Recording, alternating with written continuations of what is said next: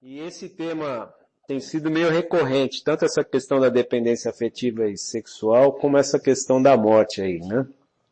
Vamos ver, não sei se vai dar para falar dos três, porque são três pontos, assim, bastante místicos. Místico por quê, né? Porque vê só, se a mente adquirida, ela já fala as coisas em terças partes da verdade, fala um pouquinho da verdade aqui, fala um pouquinho da verdade ali, um pouquinho da verdade lá, né? Mas nunca fala com total entrega sobre a questão do que realmente incomoda. É até interessante, eu lembro que lá nos grupos anônimos eles falavam assim, né, que a galera vai para a reunião com dor no dedinho, chega lá falando do dedo indicador, né? Aí recebe remédio pro dedo indicador e o dedinho que estava doente sai de lá mais doente ainda porque nada foi tocado no ponto nevrálgico da coisa. Então, o que dizer sobre a questão do sexo? Sobre a questão da natureza exata dos nossos envolvimentos, da nossa busca de envolvimento afetivo. A gente foi incentivado a buscar relacionamento, né? Incentivado a buscar sexo, mas incentivado a pensar por que você tem essa necessidade de se relacionar afetivamente, que é engraçado, a gente fala afetivamente, mas tem mais briga do que afeto, né, cara? Dá uma olhada nos relacionamentos aí, são poucas horas de afeto e muito mais de contra-afeto, né? É, que nem o Krishnamurti fala, né? Parece que você só se encontra na hora da cama mesmo, né? Ameniza um pouco, né, as falas, né? Então, falar sobre essa questão do sexo é algo que é bastante difícil. Isso aí eu vi desde a primeira escola iniciática, a quem eu sou muito grato, me salvou, me ajudou a sair da loucura, da depressão iniciática e tal. Mas é um grupo em que parece que todo mundo lá estava completamente resolvido na questão sexual, porque ninguém falava sobre a questão do sexo. E pô, eu com 24 anos de idade, velho, e a crise iniciática também tocava as questões sexuais, né, entre outras coisas, e eu queria falar sobre isso e não tinha ninguém para dar retorno, né, cara? Naquele grupo não existia ninguém para falar, salvo dois confrades lá, né, que acabaram sendo meus mentores espirituais, meus padrinhos, ninguém falava sobre isso, né? E até que conheci o Nayan. E com o Nayan foi com quem a gente conversou bastante também sobre essas questões da afetividade e da sexualidade. Então, assim, havia uma profunda necessidade do Alt de poder falar sobre todas as vivências, todas aquelas coisas que tinham causado muito conflito para ele e que ainda causavam conflito para ele naquele momento. E por não encontrar isso, o Alt saiu aí na caçada aí, até que um belo dia ele se deparou com um exemplar de um livro chamado Isto Não é Amor. Que se alguém aí estiver lidando com essas questões da sexualidade e tiver com um pouquinho de dúvida, quando ler esse livro aí, as dúvidas iniciais vão terminar, mas vai vir outras bem maiores aí, viu? Eu considero esse livro aí o livro, a Bíblia da questão da sexualidade. Aí o tema já na cara está bem estampado. Isto não é amor. É uma pesquisa de um médico chamado Patrick Carnes, e ele foi trabalhando com pessoal que era dependente de amor e sexo, o pessoal dos sexólatras anônimos, e várias entrevistas de vários dos seus pacientes. É um livro até muito difícil de você ler, mas profundamente assustador de você ver essa dimensão do que o sexo é capaz, né? Do que a deturpação do instinto natural pode fazer com o ser humano.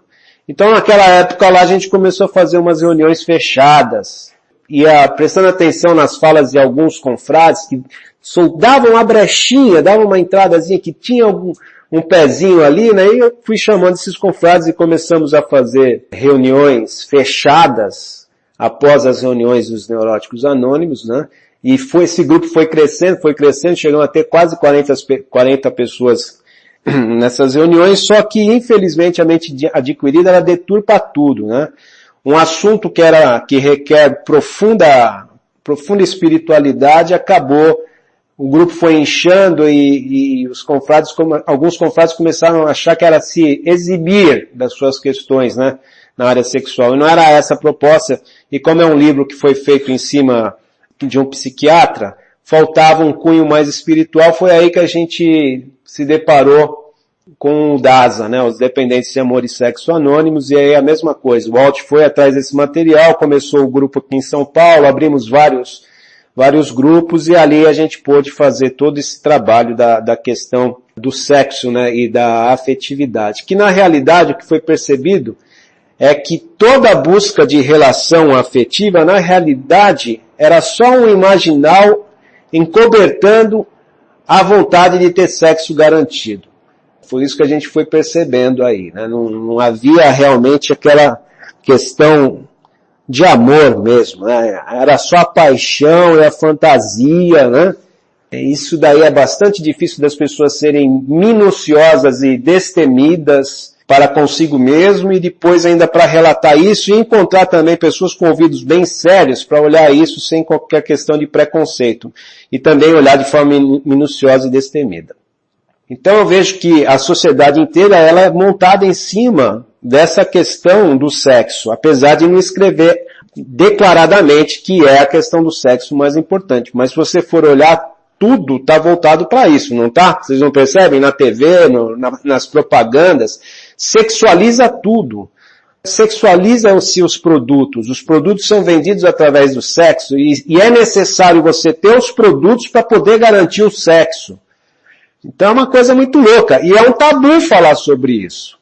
Mas funciona tudo em cima disso. Tem que ter a beleza para ter o sexo, né? Tem que ter os patrimônios para ter o sexo. Tem o sexo para garantir tudo isso também. E não se fala abertamente disso, né? Vira um tabu muito grande. E aí a gente vai vendo o seguinte, né? No processo de recuperação disso, eu fui percebendo que a vida inteira, até então, só fazia o uso do corpo de outra pessoa só para poder transar com as próprias imagens que estavam na mente. Na realidade, não transava com o ser humano ali. Transava com a própria imagem que estava na mente. Perceber isso foi um grande choque. Né? Por isso que a questão da masturbação é algo tão forte para a grande maioria das pessoas. E ninguém fala sobre isso. Né? Falar sobre isso também é outro tabu, né? Desde criança, a criança já está se bulinando ali, né? Então é uma coisa que você vê que é do instinto. Mas, veja, é o imaginal, são as imagens o tempo todo. E a coisa é tão forte, o imaginal é tão forte, que várias pessoas só conseguem manter a relação se tiver lá com uma televisão ligada e passando os filminhos junto. Quer dizer, não basta só ali estar os dois, né? Tem que estar os dois e mais aquele monte de imagem passando na TV, né? Porque se não tiver as imagens passando, não tem a liga ali. Porque na realidade está transando com as imagens e não com o corpo, né? Então perceber isso, viver o deserto disso, passar pela síndrome de abstinência, de imagens, né, de olhares, de contato, foi algo assim bastante desesperador. A síndrome de abstinência do sexo obsessivo compulsivo é algo terrível. A síndrome de abstinência da masturbação é terrível isso daí. Só quem passou mesmo por isso sabe o que a gente está falando, né? E aí é muito interessante que a gente acaba caindo sempre no processo do imaginal, né?